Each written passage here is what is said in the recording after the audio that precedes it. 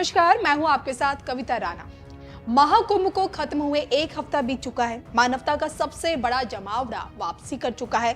अमृत स्नान करने आए नागा घोरी अपने अपने धाम जा चुके हैं और विश्व पटल पर महाकुंभ की भव्यता पूरे 45 दिनों तक चरम पर रही।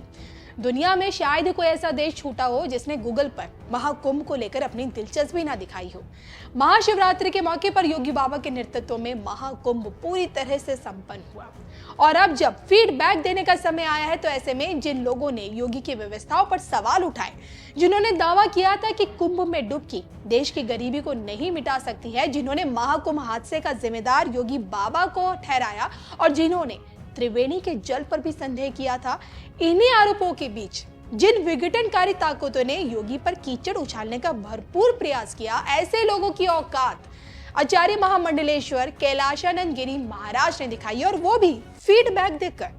महाकुंभ से लौटे स्वामी कैलाशानंद गिरी महाराज ने मुख्यमंत्री योगी आदित्यनाथ से मिलकर अपने फीडबैक में किंग की हैसियत दुनिया के सामने लाकर रख दी। 22 घंटे तपस्या में रहने वाले स्वामी कैलाशानंद गिरी महाराज ने योगी बाबा पर क्या कुछ बोला है, ये बताने से पहले आप ये जरूर जान लीजिए कि महाकुंभ को बदनाम करने वाले और महाकुंभ में गरीबी ढूंढने वाले दोनों को ही योगी का मुंह तोड़ जवाब क्या है। इतना विशाल समागम दुनिया के अंदर कभी नहीं हुआ, कहीं नहीं हुआ। 66 करोड़ 30 लाख श्रद्धालु किसी आयोजन का हिस्सा बने। कोई अपहरण की घटना नहीं, कोई लूट की घटना नहीं, कोई छेड़छाड़ की घटना नहीं, कोई दुष्कर्म की घटना नहीं, कोई भी ऐसी घटना नहीं जिस घटना के बारे में कोई ये कह सके। विरोधी को भी ढूंढे दूरबीन लगा करके भी और माइक्रोस्कोप लगा करके भी वे इस प्रकार की घटनाओं को उजागर नहीं कर पा रहे। दुष्प्रचार का कोई मौका विरोधियों ने चूका नहीं। जिनको यह आस्था का महासगम समागम अच्छा नहीं लग रहा था, उन्होंने कोई मौका नहीं छोड़ा। मौनी अमावस्या के दिन 8 करोड़ श्रद्धालु यहां पर था। हमारी प्राथमिकता थी कि इन श्रद्धालु जनों को सुरक्षित स्नान करा करके उनके गंतव्य की ओर प्रस्थान करवाया जाए।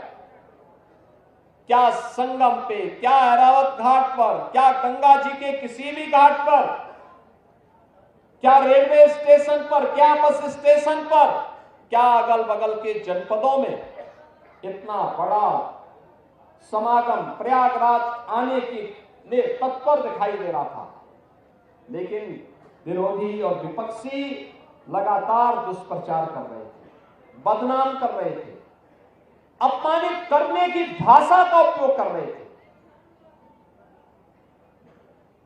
कोई काहिरा की घटना का दृश्य दिखा करके प्रयागराज को बदनाम करता था। प्रयागराज में मौनी अमावस्या के दिन 28 और 29 की रात्रि को दुखद घटना घटी थी। उन सभी परिवारजनों के प्रति हमारी संवेदना है, लेकिन बहनों और भाइयों, उसकी आड़ में काहिरा की घटना को, काठमांडू की घटना को, किसी अन्य जगह की घटना को प्रयागराज से जोड़ करके बदनाम करने की साजिशें हो रही थी।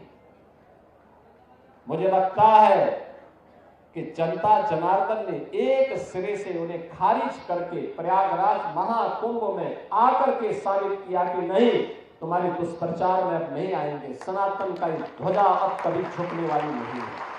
समाजवादी पार्टी इसमें ज्यादा चर्चा कर रही थी कि नाविकों का शोषण हो रहा है, नाविकों को देखभाल नहीं की जा रही है। मैं एक नाविक परिवार की एक सक्सेस स्टोरी यहां पे बता रहा हूं। ये नाविक परिवार जिनके पास 130 नौकाएं थी, 45 दिनों की अवधि में इन लोगों ने शुद्ध बचत की है 30 करोड़ रुपए की। यानी एक नाव ने 45 दिनों में 23 लाख रुपए की बचत की है, कमाई की है। प्रतिदिन की अगर आप उनकी बचत देखेंगे तो यह लगभग 50 से लेके 52,000 पर डे की उनकी इनकम थी एक नाव की। और इसमें मैं तो गया था 27 फरवरी को प्रयागराज में। तो अब की बार का महाकुंभ आयोजन कितना सफल हो पाया, इसको लेकर स्वामी कैलाशानंद गिरी महाराज ने खुद सामने आकर योगी बाबा की जमकर तारीफ की है। दरअसल लखनऊ पहुंचे स्वामी कैलाशानंद गिरी महाराज ने योगी बाबा से मुलाकात की, उन्हें चुनरी ओढ़ाकर माला पहनाई और लोगों को ये संदेश दिया कि महाकुंभ का आयोजन अलौकिक है। महाकुंभ में योगी की व्यवस्थाओं को अलौकिक बताते हुए उन्होंने क्या कुछ सांकेतिक भविष्यवाणी भी कर दी, सुनिए। महाकुंभ 2025 अलौकिक रहा, उसकी व्यवस्था अद्वितीय थी। हर श्रद्धालु और संतों का विशेष ध्यान रखा गया। यही कारण है कि दुनिया भर के लोग प्रयागराज खींचे चले आए। 45 दिनों में 67 करोड़ से ज्यादा श्रद्धालुओं के संगम स्नान करने से महाकुंभ अविस्मरणीय बन गया। महाकुंभ को लेकर इतना अधिक दौरा किसी मुख्यमंत्री ने नहीं किया। बार बार प्रयागराज आकर अधिकारियों के साथ बैठक करना, अखाड़ों और संतों के शिविर में जाकर उनकी समस्या पूछना, फिर प्राथमिकता के आधार पर उसे दूर करना साबित करता है कि मुख्यमंत्री महाकुंभ को लेकर कितना चिंतित थे।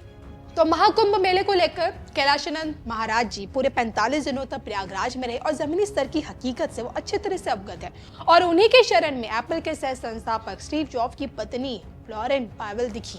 उन्हीं के शिखर में अंबानी का पूरा परिवार नजर आया और उन्हीं के शरण में हर्षद इजहारिया से लेकर तमाम वीवीआईपी हस्तियां भी दिखी। विश्व पटल पर इनकी खुद की अपनी एक निराली पहचान है। निरंजन अखाड़े के प्रमुख है। आध्यात्मिकता की राह पर ले जाने वाले कैलाशानंद गिरी महाराज एक योग गुरु भी हैं।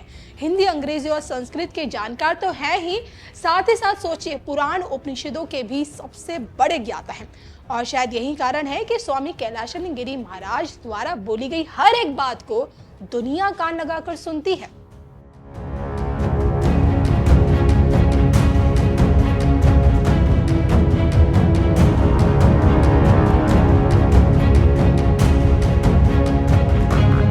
समाजवादी पार्टी इसमें ज्यादा चर्चा कर रही थी कि नाविकों का शोषण हो रहा है, नाविकों को देखभाल नहीं की जा रही है। मैं एक नाविक परिवार की एक सक्सेस स्टोरी यहां पे बता रहा हूं। ये नाविक परिवार जिनके पास 130 नौकाएं थी, 45 दिनों की अवधि में इन लोगों ने शुद्ध बचत की है 30 करोड़ रुपए की। यानी एक नाव ने 45 दिनों में 23 लाख रुपए की बचत की है, कमाई की है। प्रतिदिन के अगर आप उनकी बचत देखेंगे तो यह लगभग 50 से लेके 52,000 पर डे की उनकी इनकम थी एक नाव की। और इसमें मैं तो गया था 27 फरवरी को प्रयागराज में। और प्रयागराज में जाकर के हम लोगों ने, मैंने पहले मां गंगा के प्रति कृतज्ञता ज्ञापित की थी अपने सहयोगियों के साथ में। मां गंगा का पूजन किया था, सफाई भी की थी। इसके उपरांत हम लोगों ने इस पूरे महाकुंभ के आयोजन को स्वच्छ बनाए रखने में जिन्होंने योगदान दिया था, उन स्वच्छता कर्मियों के साथ भी, और जिन्होंने स्वास्थ्य की सेवा, कोई संक्रमण और कोई बीमारी नहीं फैलने दी, ऐसे स्वास्थ्य कर्मियों के साथ में, जो हेल्थ वॉरियर्स थे, उनके साथ में हम लोगों ने पहला आयोजन किया था, उनका सम्मान का कार्यक्रम किया था। इस आयोजन के बाद हमारा दूसरा जो आयोजन था वह नाविकों के साथ ही था। नाविकों के साथ भी हमने संवाद बनाया था, उनके लिए भी हमने एक पैकेज की घोषणा की। इसके उपरांत हमने परिवहन निगम से जुड़े हुए उन लोगों के प्रति और रेलवे के उन सभी अधिकारी और कर्मचारियों के प्रति भी हम लोगों ने धन्यवाद ज्ञापित किया था, जिन्होंने श्रद्धालु जनों को वहां तक पहुंचाने में अपना योगदान दिया। उनके साथ भी हम लोगों ने कार्यक्रम किया था। और इसके उपरांत हम लोगों ने चौथे कार्यक्रम में सुरक्षा और प्रशासन से जुड़े हुए लोगों के साथ भी हम लोगों ने एक कार्यक्रम आयोजित किया था। उनके साथ भी बैठ करके हम लोगों ने सहभोज के साथ हम लोग बैठे थे। मैं, मेरे साथ दोनों डिप्टी सीएम भी थे, अन्य मंत्रीगण भी थे, अन्य वरिष्ठ अधिकारीगण भी थे। ये सभी आयोजन वहां पे हुए।